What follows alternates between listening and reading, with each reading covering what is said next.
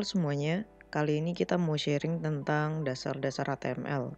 Sekarang kita lanjut ke bagian form. Form ini adalah bagian terakhir yang akan kita bahas kali ini. Form ini sebenarnya cukup penting ya. Form ini digunakan untuk membuat form atau formulir yang dapat diinput oleh pengguna. Beberapa elemen yang tersedia ini cukup banyak digunakan untuk pembuatan form, yaitu adalah input, label, select, text area, button, option, dan yang lainnya. Gue akan bahas satu-satu ya tentang yang gue sebutkan sebelumnya tadi. Mulai dari input, kemudian label, select, text area, button, option. Gue ulangin lagi. Lanjut ke pertamanya adalah input. Input ini dapat ditampilkan dalam berbagai cara, tergantung dari tipe yang digunakan. Ada juga beberapa tipe, yaitu adalah text, radio, checkbox, dan juga submit yang banyak digunakan. Tipe lainnya yang nggak terlalu baik digunakan tapi lazim, maksudnya orang biasanya pakai tapi jarang, nggak terlalu sering gitu. Biasa password, orang pakai kan untuk buat password doang maksudnya. Kemudian email, hidden untuk nge-hide. Kemudian file untuk menambahkan atau input attachment.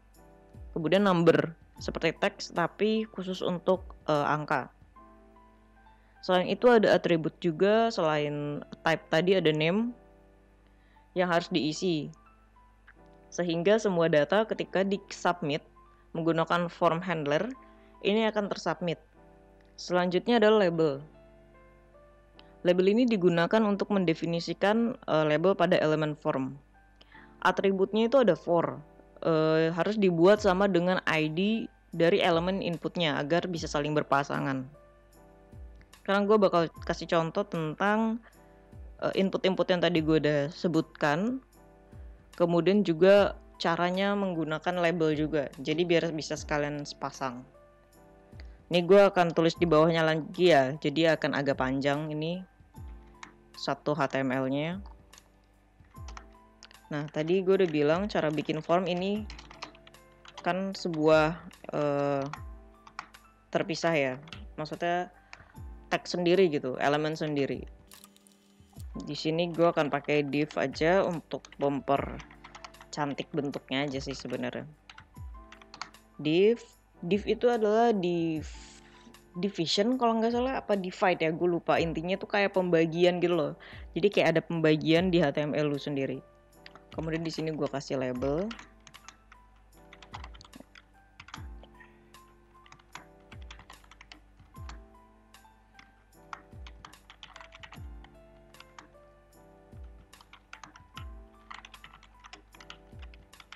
Di sini.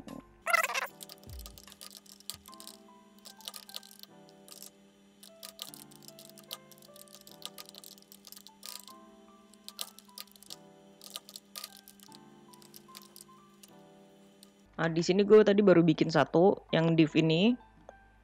Gue agak panjangin ya. Nah, div pertama dia ada label, for nama lengkap, label. Kemudian ada input, type-nya text, ID-nya nama. Tadi yang seperti sudah dijelaskan, label yang for ini isinya harus sama dengan ID-nya agar mereka bisa saling terhubung. Kemudian name, nama, ini tuh yang digunakan ketika kita mengirimkan form ini menggunakan form handler. Selanjutnya atributnya adalah placeholder. Ini kayak ini loh, yang bayangan abu-abu ini. Nih jadinya gini. Sekarang gue akan buat lanjutannya lagi. Untuk input dengan tipe date, number, kemudian untuk radionya juga, untuk checkbox, kemudian email, password, dan submit. Ditunggu ya, nanti gue akan jelasin.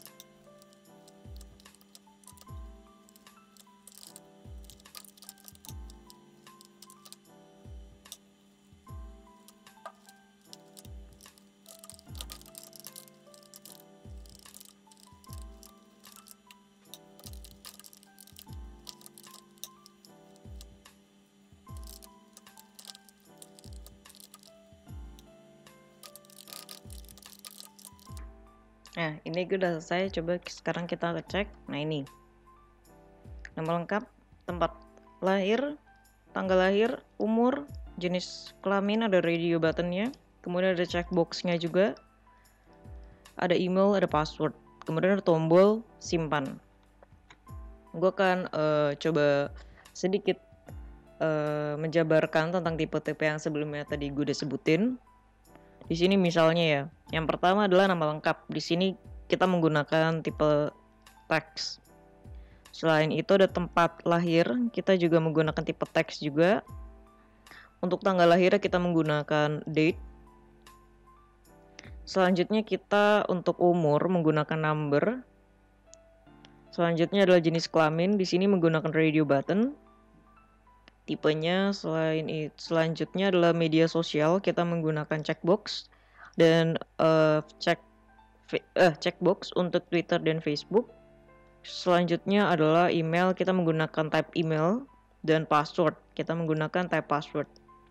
Selanjutnya yang terakhir adalah kita menggunakan type submit. Di sini apa sih yang membedakan gitu? Tadi gue udah sebutin tentang label dan sebalik label dan input.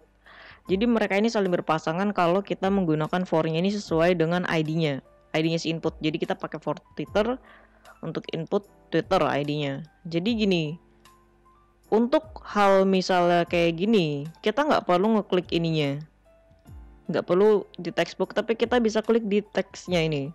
Kalau kalian nggak pakai label, itu kalian tetap harus ngeklik di textbooknya karena bukan textbook, checkbox, sorry. Karena checkboxnya ini akan terpisah dengan labelnya. Sedangkan kalau udah menggunakan label, mereka akan terhubung.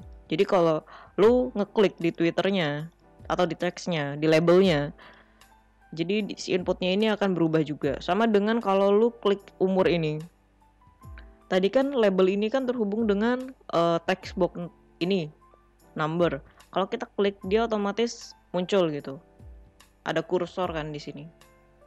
Nah, sekarang apa juga yang membedakan antara ini?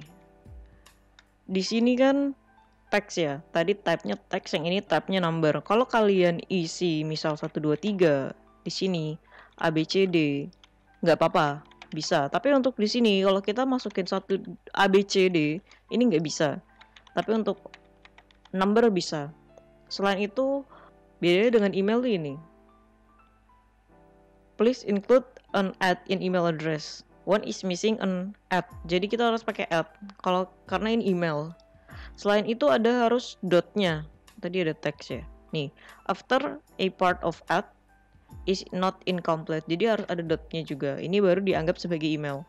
Untuk password, ini bedanya adalah ketika kita melakukan sebuah input, dia otomatis akan jadi bulat-bulat gitu loh, kayak sensor. Nah, itu. Kemudian bedanya, bagi yang nggak tahu, bedanya radio button dan checkbox ini adalah ini. Kalau radio button ini cuma bisa milih satu. Jadi lu nggak bisa pilih laki-laki dan perempuan, otomatis dia cuma salah satu. Sedangkan untuk checkbox, lu bisa milih dua-duanya, salah satu, atau bahkan tidak ada yang lu pilih. Ini bisa untuk checkbox, jadi optional sebenarnya. Mungkin sekian dulu untuk sharing HTML, basic HTML kali ini. Semoga membantu. Jangan lupa ikutin video-video selanjutnya, baik yang pemrograman maupun review-review maupun yang lain-lainnya. Intinya karena sharing itu nggak salah dan sharing itu nggak dosa. Tetap nantikan video kami. Thank you and bye-bye.